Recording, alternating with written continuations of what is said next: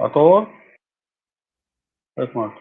हाँ। कभी कभी महक की तरह हम गुलों से उड़ते हैं, तो कभी धुएं की तरह पर्वतों से उड़ते हैं।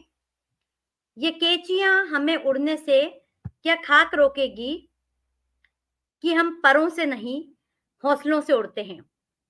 जी हाँ, ग्रीन टीवी के सफल किसान के इस लाइव में मैं श्रुति जोशी आप सभी का हार्दिक स्वागत करती हूँ। आज हम आपके सामने पेश करने जा रहे हैं एक ऐसे सफल किसान की स्टोरी, कहानी, जिन्होंने की कोरोना के समय में भी मटर बीज का उत्पादन करके अपनी आमदनी बढ़ाई। आज वो ताइवानी खरबूजा और ताइवानी पपीते की खेती करके बहुत अच्छी कमाई कर रहे हैं और कई किसानों के लिए प्रेरणा स्रोत बनकर सामने आए हैं। विपरीत परिस्थितियों ने जिनका हौसला नहीं तोड़ा, ऐसे ही एक प्रगतिशील किसान ब्रजेश त्रिपाठी से आपको रूबरू करवाने वाली हूँ, जो हमारे साथ जुड़ रहे हैं उत्तर प्रदेश के जालौन से। तो मैं आपको रूबरू करवाती हूँ ब्रजेश जी से। जी ब्रजेश जी, आज के कार्यक्रम में आपका हार्दिक स्वागत है।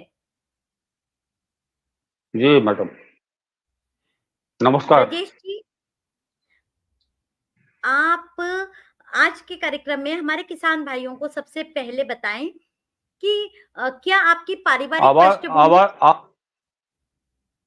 आवाज थोड़ा डिस्टर्ब हो रही है मैडम।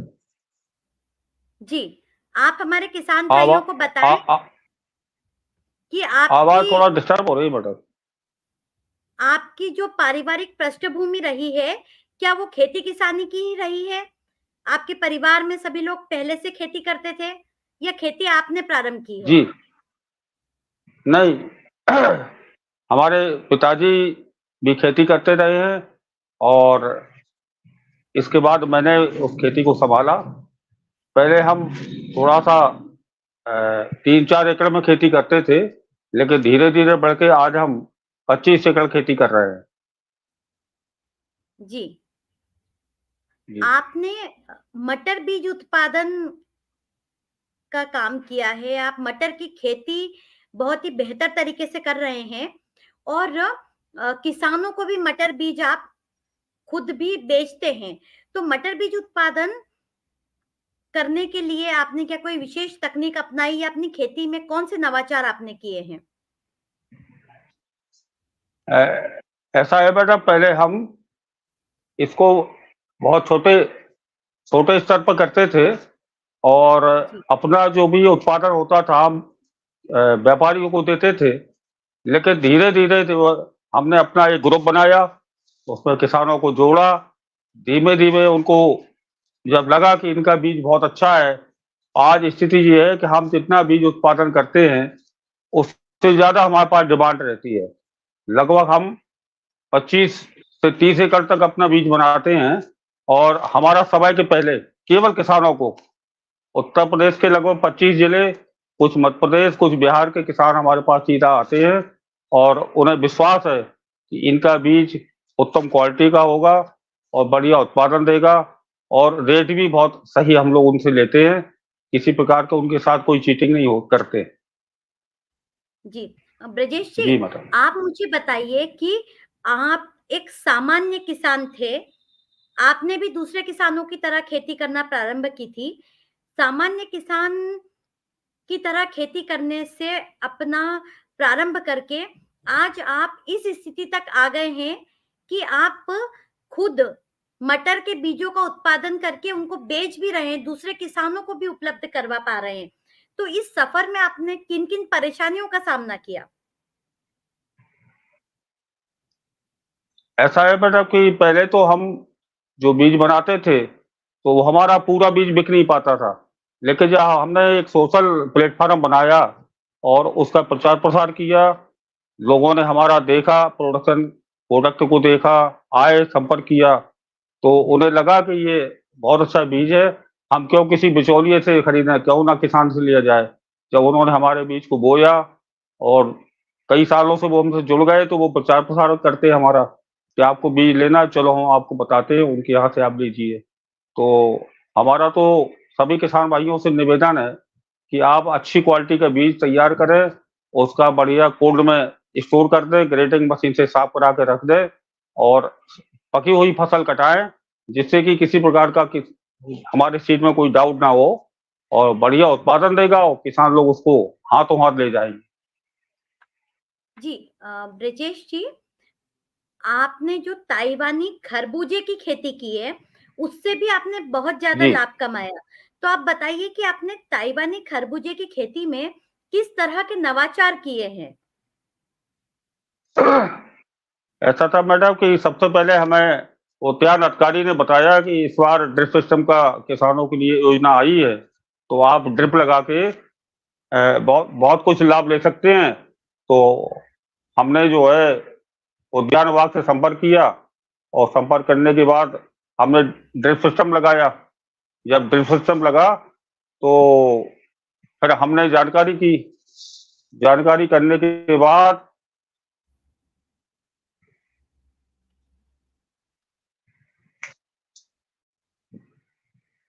जी ब्रजेश जी, आपका आपका वीडियो और आवाज आ माइक। रही है मैडम? हाँ, अब आवाज आ पा रही, बोलिए सर। जी जी जी जी, अभी हम सेट कर रहे हैं। तो जब हमने उद्यान आप विभाग से जानकारी ली तो उद्यान अधिकारी ने हमको ड्रिप सिस्टम के लिए सारी जानकारी दी। जब ड्रिप सिस्टम हमारा तैयार हुआ जी ब्रजेश जी, फिर हमने ब्रजेश जी, ताइवान। आपकी आवाज आ पा रही पर आपका वीडियो रुक रहा है। जी जी जी, मैं भी देख रहा हूँ।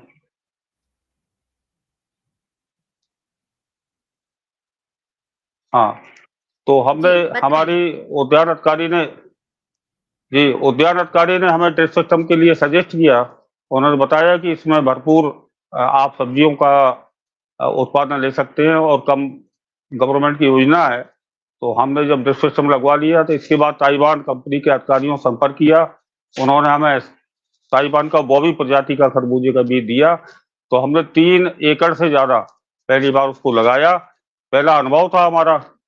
इसके जी बाद कोरोना काल आ गया। कोरोना काल में सारी बड़ी बड़ी मंडियां बंद हो गई लॉकडाउन में। फिर हमने जी जब अपना बीज का अपना प्रोडक्शन का देखा कि प्रोडक्शन आने वाला है हमारा और हम कहाँ ले जाएंगे इसको, तो हमने एक नया नवाचार किया उसमें। हमने अपना एक स्टाफ को ट्रैक्टर ट्रॉली में सारा उत्पाद रख के और 4-6 गांव के लिए हमने कहा आप जाइए प्रचार करिए। तो प्रचार करके ये मिला हमें कि वापसी में हमारा 20 कुंटल का खरबूजा खेत से ही बिकने लगा। पहले तो मुझे अच्छा। लगा कि इसमें हमें बड़ा लॉस होगा जी। मतलब दो दो तीन बार हमें गाँव में जाना पड़ा। इसके बाद वो क्वालिटी ऐसी थी कि बहुत मीठा होता है बॉबी प्रजाति का खरबूजा। तो लोगों को जब पता लगा कि ये इनके गांव में बहुत अच्छा खरबूजा है तो लोग स्वयं आने लगे, भीड़ उमड़ने लगी। तो हमारा सुबह से शाम तक 20 कुंटल खरबूजा केवल खेत से बिकता था और 10-15 कुंटल हमारा व्यापारी लोग ले जाते थे। तो लॉकडाउन में भी हमें 1 रुपए का घाटा नहीं हुआ। हमने लगभग 700 कुंटल 600 कुंटल का प्रोडक्शन अपने खेत से किया। लगभग 3 एकड़ से ऊपर हमारा था और हमें भरपूर लाभ मिला। नहीं तो लॉकडाउन में अगर हम लोग थोड़ा सा प्रयास ना करते तो हो सकता बहुत नुकसान हो जाता। जी, तो ब्रजेश जी, जहाँ तक मैं समझ पा रही हूँ कि आपने खेती तो की, पर खेती के साथ जो जी अपनी उपज है, अपनी फसल है, उसकी जी मार्केटिंग के लिए भी आपने खुद ने ही प्रयास किए।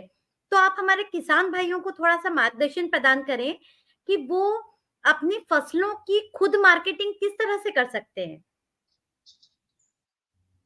जी। मैडम, मैंने जो है मटर से शुरुआत की थी। जो मटर में मैंने देखा कि इसमें बहुत से कमीशन एजेंट सक्रिय हैं जो किसान को सीधा लाभ नहीं दे पा रहे हैं। तो हमने फिर धीमे धीमे अपना स्वयं का अपना जो प्रोडक्ट है उसके लिए मार्केट किसान भाइयों से हम जुड़ाव किया और उनको हमने विश्वास दिलाया कि आप हमारा बीज ले जाइए, आपको भरपूर पहुंच मिलेगी। जब हम मटर में सफल हो गए तो हमने पपीता, आपका केला और आपका खरबूज, तीनों में अपना स्वयं सारा मार्केट से हमने अनुभव लिया। अनुभव लेने के बाद सीधा सीधा हमने किसानों से गांव में संपर्क किया और वो मार्केट हमने खुद बना लिया अपने खेत को। हमें कहीं नहीं भटकना पड़ा और सीधा नगद पेमेंट होता था और हमारा पूरा भरपूर जितना भी हमारा उत्पादन था वो खेत से ही बिका। अच्छा, तो आप ने जो केले की खेती की थी, आपके केले की खेती से भी बहुत अच्छा उत्पादन आपने प्राप्त किया था। तो आपने केले की खेती में से कौन से विशेष प्रयोग किए थे और किस तरह से आपने उससे लाभ कमाया? जी। अब यह शुरुआत अब हमको पता लगा कि केले की खेती भी लाभकारी है, तो मैंने महाराष्ट्र के कुछ जलगांव, भुसावल, बुरहानपुर क्षेत्रों का भ्रमण किया। वहाँ केले की वैरायटी देखी तो पता लगा कि G9 टिश्यू कल्चर का केला किसानों के लिए बहुत अच्छी वैरायटी है ये। तो हमने उसको जैन एग्रीकल्चर से कॉन्टैक्ट किया, उनको ऑर्डर लगाया, तो लगभग 1 हेक्टेयर से ज़्यादा हमने केले का रोपण कराया। इसके बाद सारी तकनीकी जानकारियाँ केवी के कृषि विज्ञान केंद्र जालौन, जिला कृषि अधिकारी जिला उद्यान अधिकारी जालौन से संपर्क बनाया और उन्होंने हमें बहुत सी तकनीकी जानकारियाँ दी। कुछ हमने जैन एग्रीकल्चर कंपनी से भी कॉन्टैक्ट बनाए रखा, तो उन्होंने भी हमें जो भी रोग लगते थे, जो भी कोई दिक्कत आती थी, वो हमारी मदद करते थे। जब हमारा उत्पादन हुआ, तो हमने उसके पहले ही मार्केट बना लिया था अपना, तो हमारा सारा केला केवल कहीं नहीं ले जाना पड़ा, खेत से ही बिक्री होता था नकद भुगतान। जी, जी तो मैडम। यदि हमारे किसान भाई केले की बागवानी करके अच्छा उत्पादन पाना चाहते हैं, तो उनको कौन-कौन सी बातों का ध्यान रखना चाहिए? हाँ जी। सबसे पहले तो उत्तर प्रदेश के किसानों के लिए हम सलाह देना चाहेंगे कि वो जुलाई के फर्स्ट वीक में अगर उनको पौध मिलती है तो जुलाई के फर्स्ट वीक में ही केला लगाएं, और अगर बहुत ज्यादा हो तो सेकेंड वीक तक केला लगा सकते हैं, क्योंकि अगर इसके बाद लगाएगा केला हमारा अक्टूबर के बाद आता है, तो अक्टूबर के बाद जो व्यापारी हैं वो खरीदना बंद कर देते हैं। वो कहते हैं उत्तर प्रदेश में सर्दी ज्यादा है तो इसको पकने में चैम्बर में समय लगता है, हमारी बिजली ज्यादा खर्च होती है, तो वो महाराष्ट्र का ही केला पसंद करते हैं सर्दियों में। तो हमारा किसान जी, भाइयों को सलाह है कि अगर आप केला लगाएं तो जुलाई के मध्य में आप अपना खेत में रोपण करा दें, तो आपको कहीं कोई नुकसान नहीं होगा। नहीं होता ये है कि कभी आपकी फसल नवंबर में आई, नवंबर में चैम्बर जो केले का व्यापार करते हैं चैम्बर में, तो वो खरीदना बंद कर देते हैं, फिर कहीं इसकी बिक्री नहीं हो पाती है। तो सबसे बड़ी सलाह मेरी यही है कि वो समय पे इसका रोपण कराएं, और बकाया पानी आने के साधन उनके पास हो वही केले को लगाएं, क्योंकि इसमें पानी की भरपूर खपत होती है। और आसपास उनके केले के संयंत्र लगे हों जहाँ पे उनकी बिक्री हो सके। और पहली साल के बाद दूसरी साल केले में कोई खास लागत नहीं आती है, पेड़ से पेड़ तैयार हो जाता है, उसको आप 2 साल 3 साल 4 साल चला सकते हैं। और बकाया इसकी बिक्री देख के ही केले का आप रोपण कराएं कि हमारे पास इसका मार्केट है, कितनी दूर चैम्बर है, कितनी दूर इसकी मंडी है, कितने दूर हमें ले जाना है, क्या मार्केट है, तब ही आगे आए इसमें। तो हमारे जिला जालौन में तो कई चैम्बर बने हैं जो केले की जी, खरीद करते हैं, तो अक्टूबर तक तो कोई दिक्कत नहीं होती केले की बिक्री में। जी मैम। जी। ब्रजेश जी, आपने ताइवानी रेड लेडी पपीता की भी खेती की है और उससे भी आपको जी। बहुत मुनाफा हुआ है। तो आपने क्या जी। उसमें कोई विशेष तकनीकों का प्रयोग किया, जैसे मल्चिंग वगैरह की तकनीकें और इस तरह के कुछ नवाचार आपने अपनी खेती में किए हैं? जी, जहाँ हमने ताइवानी खरबूजा लगाया मैडम, तो उसी समय हमने इसकी नर्सरी डलवा दी थी। तो ताइवानी खरबूजा हमारा लगभग बेल की तैयार हो रही थी, उस समय ये लगने के लिए हमने उसकी मल्चिंग पे लगवाया था इसे। जहाँ हमारा खरबूजा लगा था उसी मल्चिंग पर ताइवानी पपीता भी लगवाया, ड्रिप सिस्टम था, मल्चिंग बनी थी। जब हमारा खरबूजा समाप्त हुआ तो 3-4 महीने बाद हमारा पपीता तैयार हो गया, और ये एक्चुअली 9 महीने में फसल देने लगता है ताइवानी पपीता। तो खरबूजे के बाद 3-4 महीने में हमारा ये तैयार हो गया, और कोरोना काल चल रहा था तो 30 से 35 रुपए किलो हमारा खेत से ही बिक्री हुआ। तो हमारा तो जी, किसान भाइयों से निवेदन है कि जो खेती कर रहे हैं, इंटर क्रॉपिंग के रूप में इसको भी वो लगा सकते हैं और अधिक से अधिक मुनाफा ले सकते हैं। जैसे हमारे जी, ये प्रधानमंत्री जी का आपकी सपना बहुत है अच्छी बात कि है। जी, किसानों की आय दुगनी हो। मेरा विश्वास है कि किसानों की आय दुगनी नहीं, अगर वो थोड़ा नवाचार करें तो चौगुनी भी हो सकती है। जी। ब्रजेश जी, जी मैडम। आपका विश्वास और आपका आत्मबल ही है, जिसके कारण आप एक प्रगतिशील किसान के रूप में प्रसिद्ध हैं। ब्रजेश जी, आप हमारे किसान भाइयों को ये जानकारी दें कि मल्चिंग की तकनीक के मामले में भी आपने कुछ नवाचार किया था, कोई नवीन प्रयोग किए थे, जिनके लिए आपको पुरस्कार भी प्राप्त हुए हैं। तो उस तकनीक के बारे में थोड़ी-सी जानकारी आप हमारे किसान भाइयों को दें।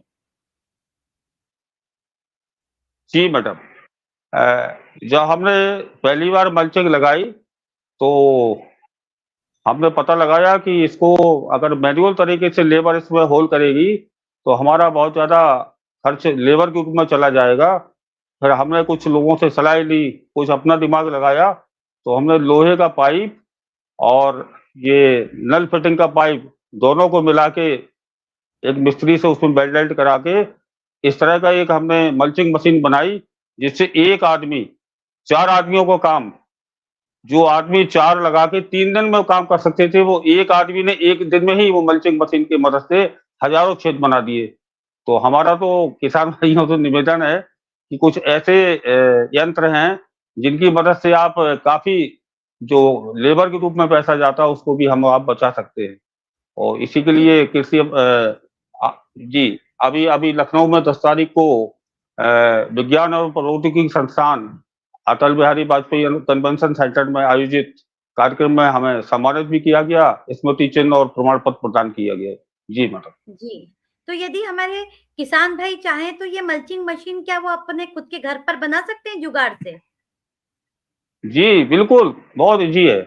थोड़ा-सा एक 2 इंची पाइप का टुकड़ा और एक जो नल फिटिंग होती है, जो पानी वाले नल जो अ, घरेलू नल है, जो कनेक्शन लेते हैं जी, वो लोहे का आधा इंची का, दोनों को जोड़ के और नीचे उसमें ग्राइंडर से धार लगा देते हैं और एक साधारण सा मज़दूर कोई भी हज़ारों छेद बना सकता है मल्चिंग में। तो दो जी, ₹250-300 की लागत आएगी एक मल्चिंग मशीन बनाने में। जी। तो जी ब्रजेश जी, मैडम। हमारे किसान भाइयों को बताएँ कि हर किसान आज के समय में मुनाफ़ा तो कमाना चाहते हैं, लेकिन वो पारंपरिक खेती को नहीं छोड़ पा रहे हैं और खेती की नवीन तकनीकों को अपनाने जी। से हिचकिचाते हैं। तो आप हमारे किसान भाइयों को बताएँ कि यदि वो खेती की नवीन तकनीकों को अपनाएँगे, तो ये तकनीकें उनके लिए किस तरह से फ़ायदेमंद साबित हो सकती है? जी, हमारा तो किसान भाइयों से निवेदन है कि जो अभी तक पारंपरिक खेती कर रहे थे, तो उसको थोड़ा-सा हट के अगर वो अपना आमदनी बढ़ाना चाहते हैं, तो थोड़ा-सा हट के जैसे अभी पपीता का है, तो पपीते को वो इंटरक्रॉपिंग के रूप में ले सकते हैं। अगर हमारा जैसे जी, मटर लगा है, तो मटर भी होता रहेगा और हमारा पपीता भी तैयार हो जाएगा। तो ऐसा गैप रखें उसमें कि हमारा ट्रैक्टर जो जुताई करता है, तो वो जुताई के लिए हमारे पास जगह बनी रहे और हमारा दोनों काम हो सकता है। तो अब जैसे अभी हमने एक प्रैक्टिकल किया है मैडम, अभी हमने सफ़ेद जी, चंदन के 2 पेड़ लगाए हैं गाँव में, तो हमने कहा हो सकता जी, है कि कर्नाटक का जो टेम्परेचर है, वो हमारे यहाँ सूट ना करे, लेकिन 5 साल के पौधे हो गए, 20 फुट से ऊँचे हैं।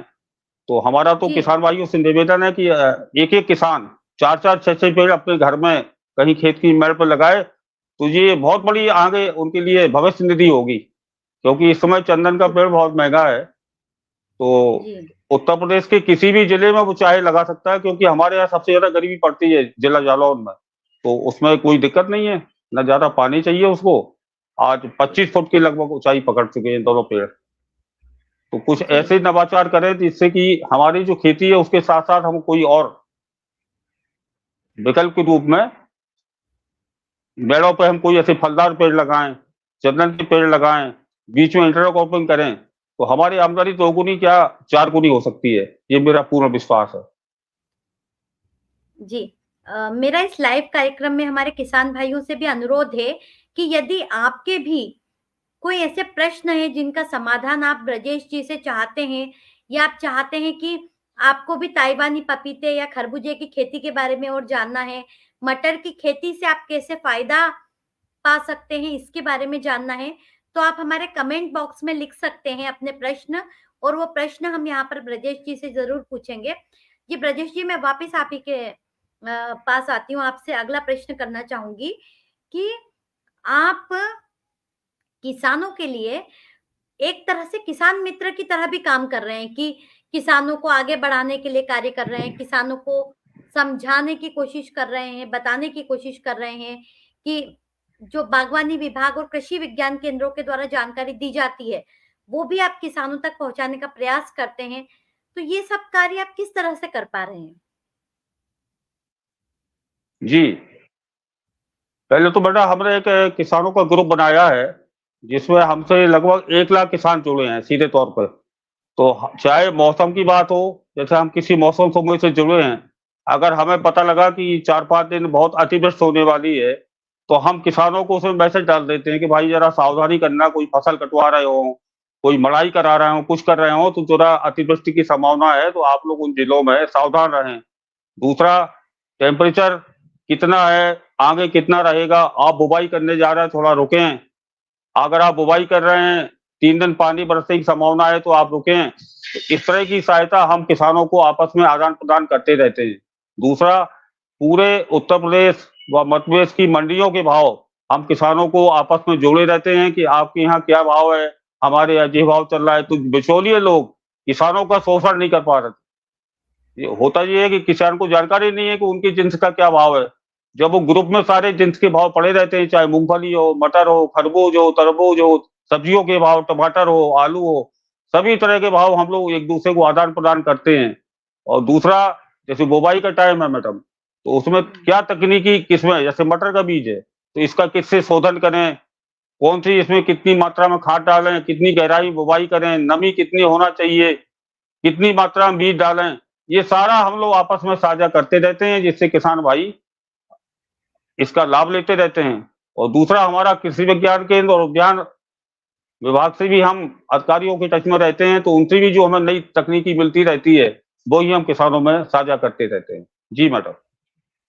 जी, तो जिससे हमारे किसान भाई हैं, वो कई बार ये प्रश्न करते हैं कि वो फसल उत्पादन कर लेते हैं, पर उनको मार्केटिंग करने में बड़ी समस्या आती है। वो अपनी फसलों का सही दाम नहीं पा पाते हैं, मंडियों में भी उनकी फसल कम दामों पर बिकती है। तो इस तरह की जो मार्केटिंग की जो समस्या किसान भाई फेस करते हैं, मार्केटिंग की समस्या का जो सामना करते हैं, इस संदर्भ में आप उनको क्या कहना चाहेंगे कि किसान अपना मार्केट स्वयं किस तरह बना सकते हैं? और इस मार्केटिंग की समस्या का वास्तव में आपके पास क्या समाधान है एक प्रगतिशील किसान के रूप में? जी मैडम। होता ये है कि जैसे किसी ने मिर्च का उत्पादन किया, किसी ने बैंगन का किया, किसी ने लौकी का किया, तो आपस में जब हम लोग जुड़ जाते हैं, तो हम सभी मंडियों की स्थिति उनको बताते हैं। जैसे अब लखनऊ का कोई किसान है, तो उसे लगा कि हमारे यहाँ लौकी सस्ती है, तो उसने हमसे कॉन्टैक्ट किया, तो हमने यहाँ लोकल के लौकी के रेट पता लगाए, तो उसे पता लगा, हमने बताया कि भाई यहाँ इतने रुपए किलो जा रही है, तो वो उरई लेके आ गया। उरई वाले किसान को लगा कि यहाँ सस्ता बिक रहा है, तो कानपुर का पता दे दिया, तो वो कानपुर बेच के आ गया। तो एक दूसरे से जुड़ के हम आपस में जुड़ के किसान के को लाभ दिला सकते हैं। और अब पता लगा कि अगर हम आपस में नहीं जुड़े हैं तो कोई जानकारी भी नहीं है, तो हमारे पास तो सैकड़ों किसानों की बात है कि हमारा ये फला उत्पाद है और बिक्री कर रहा है, तो उसको हम लोग जानकारी करके मार्केट की व्यवस्था कराते हैं। और अगर लगा उनको कि सही है, आपस में उनको व्यापारियों से भी कॉन्टैक्ट नंबर दिला देते हैं। जब उनकी बात हो जाती है, तो वो अपना उत्पाद को वहाँ ले जाके बेच देते हैं। तो आपस में अगर समूह में किसान जुड़े रहेंगे, तो एक दूसरे का बहुत लाभ मिलेगा इसमें। जी, आपने ये बहुत ही अच्छी बात की कि यदि किसान खुद दूसरे किसान की मदद करे, किसान खुद आपस में जुड़े जी, रहें, एक-दूसरे के लिए जी, सहयोगी रहें, तो वो एक-दूसरे को काफ़ी कुछ जी। सिखा सकते हैं और आगे बढ़ने में भी मदद कर सकते हैं। जी, ब्रजेश जी, मैं अब एक हमारे आज के कार्यक्रम के अंत में मैं आपसे एक आखिरी प्रश्न करना चाहूँगी कि आप हमारे किसान जी। भाइयों को, जो देश भर के किसान भाई आज हमारे साथ जुड़े हैं, उनको आप एक प्रगतिशील किसान के रूप में क्या विशेष संदेश देना चाहेंगे? कौन-सी ऐसी बात है जो आप उन तक पहुँचाना चाहेंगे? हमारा सभी किसान भाइयों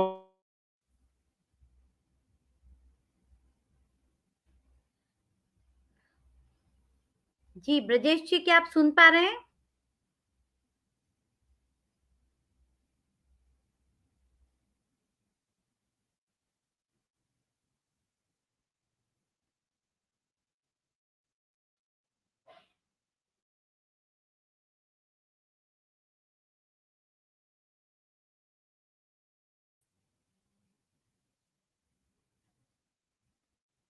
ब्रजेश जी, क्या आप सुन पा रहे हैं?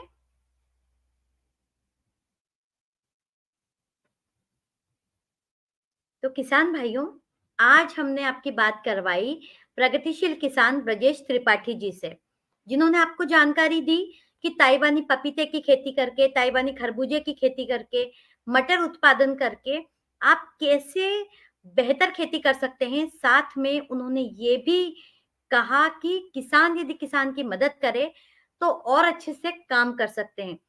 और एक विशेष बात जो इस पूरे इंटरव्यू के दौरान सामने आई वो ये थी कि किसान अपने लिए मार्केट खुद तैयार करे, खुद कोशिश करे, खुद ये सोचे कि वो अपनी फसलों को अपने आसपास के गांव में कहाँ और किस तरह से बेच सकता है। साथ में यदि नवीन तकनीकों का प्रयोग करे तो हर किसान बन सकता है लखपति, अच्छी खासी आमदनी खेती के द्वारा अर्जित कर सकता है और देश को आगे बढ़ने में सहयोग कर सकता है। तो ऐसे ही सफल किसानों की कहानियां लेकर ग्रीन टीवी आपके सामने उपस्थित होता रहेगा हर गुरुवार को शाम 4 बजे। तो आप हमारे सफल किसान कार्यक्रम को देखना मत भूलिएगा। आपको कार्यक्रम कैसा लगा ये भी आप कमेंट बॉक्स में जरूर लिखिएगा। साथ ही ग्रीन टीवी आपके लिए कई महत्वपूर्ण जानकारियों से संबंधित वीडियो भी समय समय पर आपके लिए प्रस्तुत करता रहता है। तो आप हमेशा बने रहिए ग्रीन टीवी के साथ। नमस्कार।